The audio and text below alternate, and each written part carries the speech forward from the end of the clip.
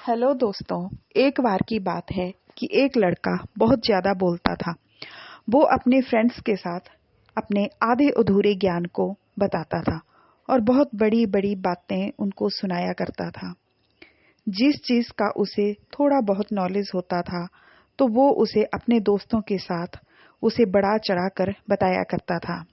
उसके फ्रेंड्स उससे अपनी किसी समस्या के बारे में बताते तो वो उन्हें बिना मांगे ही सलाह देना शुरू कर देता था।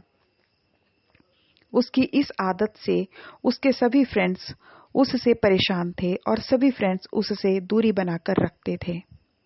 उस लड़के को जब अपनी इस आदत के बारे में पता चला तो वो बहुत परेशान हुआ। फिर वो अपने गुरुजी के पास गया और उसने उनसे अपनी इस आदत के बारे में बताया।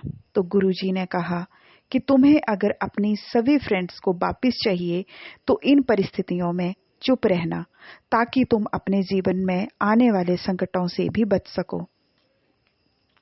जब कोई तुम्हारी भावनाओं को तुम्हारे शब्दों से ना समझ सके तो अक्सर क्या होता है कि हम लोगों को अपने दुख और परेशानियां बताना शुरू करते हैं, जबकि उन्हें इससे कोई मतलब नहीं होता।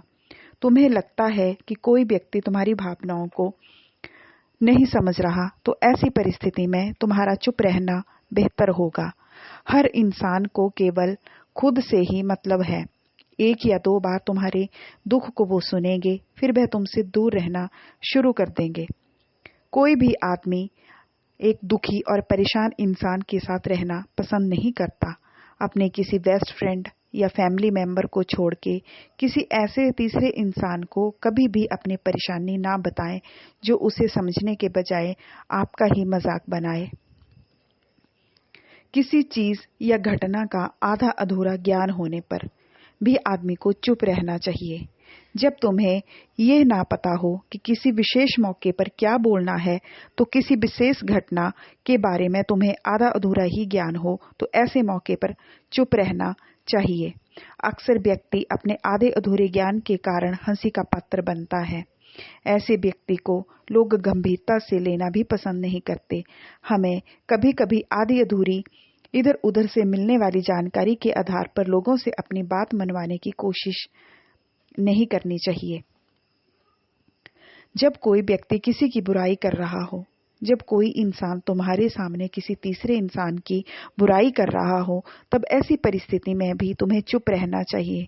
तुम्हें कभी भी ऐसी नकारात्मक बातचीत का हिस्सा नहीं बनना चाहिए, क्योंकि आज जो इंसान तुम्हारे सामने किसी तीसरे की बुराई कर रहा है, तो कल को वो तुम्हारी बुराई भी कर सकता है। इसीलिए जब भी कभी कोई किसी तीसरे इंसान की बुराई करे तो उसके बुरे समय का मजाक उड़ाए, तो फिर सिर्फ उसी की बातों को सुनना है। उस पर किसी भी प्रकार की कोई राय या प्रतिक्रिया नहीं देनी चाहिए। उस समय में चुप रहना चाहिए। जब कोई तुम पर क्रोध या घृणा करे, जब कोई तुम्हारे ऊपर गुस्सा या घृणा से चिल्लाए या तुम्हारा अपमान करने की कोशिश करे, ऐसी परिस्थिति में तुम्हें चुप रहना चाहिए। सामने वाले के गुस्से और घृणा को कम कर सकते हैं, साथ ही तुम इस स्थिति को और अधिक खराब होने से भी बचा सकते हो। गुस्सा कम होने पर जब व्यक्ति को अपनी गलती का एहसास होगा, तब आपके चुप रहने के कारण ही वह हो सकता है आपसे माफी मांगने का प्रयास करेगा। तो इस स्थिति में हमेशा चुप रहना चाहिए। जब कोई अपना दुख या परेशानी बताए, जब कोई इंसान तुमसे अपने जीवन की कोई दुख भरी घटना या परेशानी साझा कर रहा हो, तो ऐसी परिस्थिति में भी तुम्हें चुप रहकर सिर्फ उसकी बातों को सुनना चाहिए। ऐसे लोग ऐसे होते हैं जिन्हें अपनी समस्या सुनाने पर वे तुरंत समाधान देने लगते हैं, जबकि कोई इंसान जब अपनी परेशानियां बताता है तब वह चाहता है कि हम उसकी पूरी बात ध्यान से सुनें। जबकि जब हम किसी की पूरी बात ध्यान से सुन लेते हैं तो उस इंसान को एक आत्मिक शांति का अनुभव होता है और उसे बहुत ज़्यादा सुकून मिलता है। उसे लगता है कोई तो है जो मेरी बातों को ध्यान से सुनना पसंद करता है। दोस्तों, इस कहानी के ज़रिए हमें पता लगा कि हमें इस परिस्थिति में चुप रहना चाहिए। अगर हम इन परिस्थितियों में चुप रहेंगे तो हमें हर कोई पसंद करेगा और हर कोई हमारे साथ दोस्ती करना अच्छा समझेगा। धन्यवाद दोस्तों।